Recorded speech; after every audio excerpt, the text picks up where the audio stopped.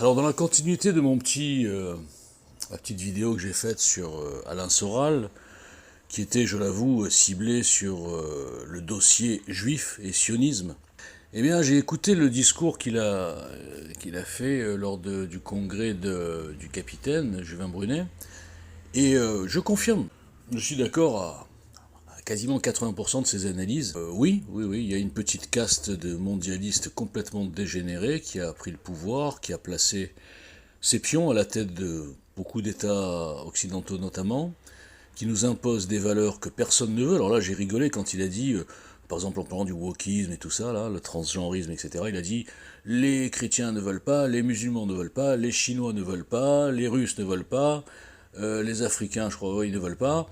Et c'est marrant, il n'a pas cité ni les juifs, que dans sa tête, il pense que les juifs, ils veulent. Parce qu'il a 4-5 juifs qui sont en première ligne chez les mondialistes, enfin juifs, patronyme juif, hein, de bien faire la différence entre quelqu'un qui a un patronyme juif ou même un patronyme chrétien et qui en fait ne se bat ni pour le Christ, ni pour Moïse, ni pour sa religion. Et ça, il n'a pas capté. Hein. Pourtant, on pourrait lui donner l'exemple de Mélenchon. Hein. Mélenchon a un patronyme chrétien. Je crois que Mélenchon, il n'y a pas plus anti-religion et anti-Christ et anti-chrétien que Mélenchon. Hein, voilà. Alors je vais l'aider un petit peu, je vais lui prendre l'exemple de Harari, israélien, qui est anti-sioniste, anti-Israël, presque anti-juif, quasiment on peut le dire, et qui est pro-transhumanisme, wokisme et toutes ces conneries. Voilà. Donc ce monsieur, par exemple, n'a rien de juif. Alors il évoque souvent Soros. Soros, s'il connaissait la vraie histoire de Soros, il saurait que Soros n'est pas juif. Ensuite, bien sûr, Rothschild. Bon, Rothschild, c'est ça, on ne peut pas lutter.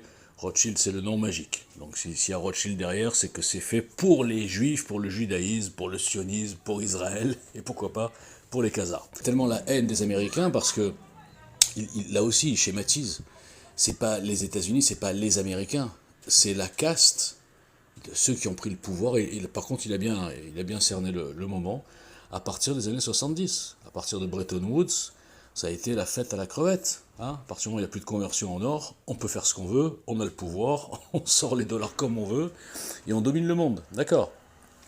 Mais ça, je dirais que ça n'a rien à voir avec les juifs, ça n'a rien à voir avec le judaïsme, ça n'a rien à voir avec le sionisme, ni même avec Israël. Ensuite, la deuxième erreur qu'il fait, et ça c'est une erreur qui est très courante en ce moment, on est tellement écœuré de ces manipulations dans cette guerre d'Ukraine. On a découvert, grâce au Père des Bois, qu'il y avait en Ukraine des fosses communes considérables et qui n'avaient jamais été découvertes jusque-là. On a parlé d'1,5 million de juifs donc qui auraient été enterrés dans des fosses communes en Ukraine et ce chiffre est loin d'être arrêté. Oui, les historiens estiment entre 1,5 million et 1,8 million juifs fusillés et jetés, je dirais, dans des fossés derrière les églises, sous la place du marché. Ce qui me frappe aujourd'hui, c'est qu'il sort des livres sur l'Ukraine et qui montrent que même en dehors de ces fosses communes, il y a eu en Ukraine, avant même que les Allemands n'interviennent, la population locale qui a assassiné des quantités de juifs. C'est peut-être ce qui explique le mur de silence d'ailleurs. De voir qu'ils ont mis un juif à la tête de l'Ukraine alors qu'il n'y avait aucune raison. Mais évidemment, c'est pas vendeur aujourd'hui de ressortir de l'INA les déclarations de Simone Veil. Que sa binarité l'amène à penser que les Américains sont méchants. Alors heureusement, il a quand même parlé de Trump, parce qu'évidemment, Trump est l'espoir. Trump, pour moi, est un messie politique. Il est plutôt sioniste, hein, il est plutôt ami avec Israël, et il est pourtant dans le camp du bien. Hein, voilà, c'est pour lui expliquer que c'est pas aussi binaire que ça.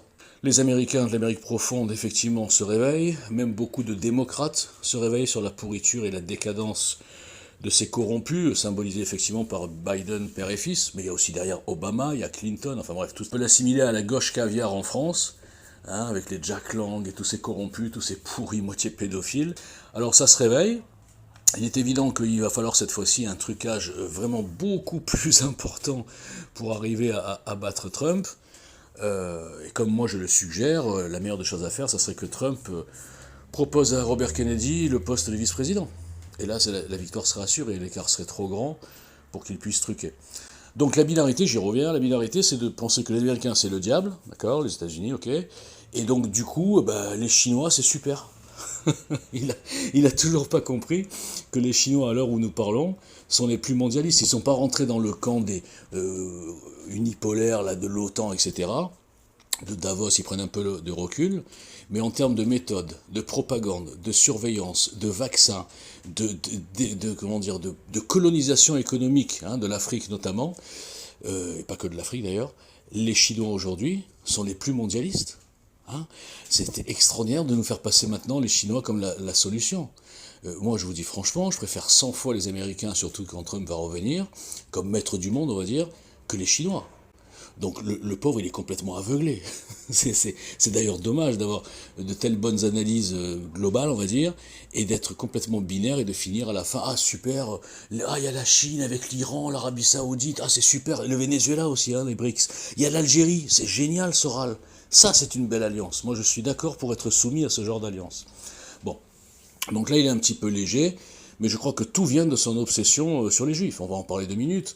Comment un type qui fabrique de l'antisémitisme depuis 20 ans, comment un type qui a décidé de cibler les Juifs, la fameuse communauté surpuissante, très organisée, et donc qui monte tous les gens, tous les naïfs contre cette communauté, d'accord, il peut s'attendre à ce que les Juifs l'aiment bien. Ah ben évidemment que n'importe quel Juif qui a un peu de pouvoir, il lui mettra des bâtons dans les roues. Et après il pleure. C'est toi qui fais une fixette sur les juifs, c'est pas moi. Pourquoi tu me parles que de ça déjà? On pourrait parler d'autre chose. Parce que les seuls qui m'emmerdent, quand je les critique, c'est les juifs. Les autres, ils m'ont pas emmerdé parce qu'ils n'ont pas le pouvoir de me faire taire. Ouais. C'est tout. En fait, les juifs sont les seuls qui ont le pouvoir de me persécuter en permanence. C'est quoi cette transition-là? Il a fait une transition de ciblage. Pendant longtemps, c'était les francs-maçons, et hop, il a switché d'un coup. C'était plus la communauté des francs-maçons, au sens large, mondial même. C'est devenu la communauté organisée en France, hein, la France sioniste, dirigée par les juifs, le CRIF, etc. Il n'est pas idiot, ce mec-là. Il n'est pas idiot. Donc c'est évidemment une posture, c'est évidemment clientéliste, marché porteur, ou alors c'est une commande. S'il était complètement idiot, qu'il avait une mauvaise analyse, je dirais, bon, le mec, il est complètement largué, il est obsédé des juifs. Non, non, je pense pas que ce soit ça. Que c'est un type qui est hyper malhonnête à ce niveau-là, et qu'il a décidé de se faire des clients, bien sûr musulmans, beaucoup, parce qu'il y a beaucoup quand même de musulmans qui sont antisémites. Alors on leur dit les Palestiniens sont des victimes et Israël colonise sa propre terre. Ça, c'est inédit dans l'histoire. Hein. Les Juifs colonisent Israël, dans un truc de fou.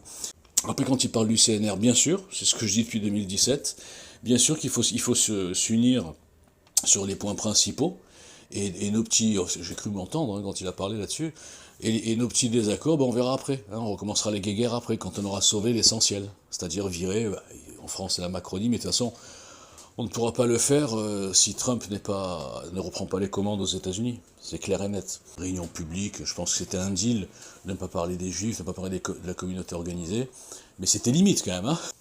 Bravo quand même, parce que le discours était globalement intéressant, et un petit clin d'œil à Hillard. Oui, ils ont le même combat. Hein. Hillard, il a aussi cette obsession, mais lui, elle est plus sincère, parce qu'elle vient d'une éducation religieuse, que n'a absolument pas Soral. Soral, jusqu'à il y a 10 ans, il se disait ouvertement athée, il n'avait rien à foutre de la religion. Et depuis qu'il a fait son alliance avec Civitas, ah bah d'un coup il s'est trouvé des trucs, le diable, le bien, le mal, le Christ, etc. Ce type-là est vraiment un très très très très grand commerçant. Et je comprends qu'il ait du succès auprès des naïfs, hein, mais comme beaucoup, il n'y a pas que lui. Hein. Soral est un petit peu naïf quand il dit « Ah, j'ai regardé son CV, machin, très bien, je suis venu ». Je suis désolé Soral, si tu as regardé son CV, alors je sais que vous avez un passé franc-maçon tous les deux, c'est peut-être ça qui t'a rendu aveugle, mais enfin si tu regardes son passé, si tu vois que c'est un capitaine qui a été radié et qu'à tout bout de champ, capitaine, bon déjà rien que ça fait vraiment pitié, quand tu vois que il est sorti de nulle part, il a eu tout de suite les médias, etc. Bon, pose-toi des questions, hein, Soral. T'es un peu naïf volontaire, là. Toi qui détectes apparemment les fakes et l'opposition contrôlée, c'est quand même étonnant que tu n'aies pas compris que c'est un produit. C'est un produit avec tout ce qu'il faut comme appât. Hein, je vois sur son site internet les grandes figures de la France, De Gaulle, Jean Moulin. Je vois les commentaires des gens, ils sont complètement... Enfin, c'est fans, hein, je parle pas des gens, il y a plein de gens qui le connaissent pas. Mais les gens sont complètement ça. Oui, capitaine, courage, etc. Courage, pourquoi? Parce qu'il est allé en prison. Et pourquoi il est allé en prison? Parce qu'il a lancé une monnaie qui était, en tout cas, mystérieuse. Donc ça, c'est du courage. Le mec, il se lance en politique, au bout d'un an, il commence déjà à faire une affaire commerciale, en la déguisant en acte patriotique et de résistance, je sais pas quoi. Bon, on est quand même dans un sacré monde de fake, et évidemment que le système, aidé par les moutons, arrive à rendre inaudible le seul, je dis bien le seul, qui ose détruire tous les fakes, quels qu'ils soient, et quelle que soit leur communauté, tout ce qu'on veut, ou leur meute. Hein. Par exemple, Messia, c'est vrai qu'il a des meutes. Voilà, merci beaucoup, bonsoir et à bientôt.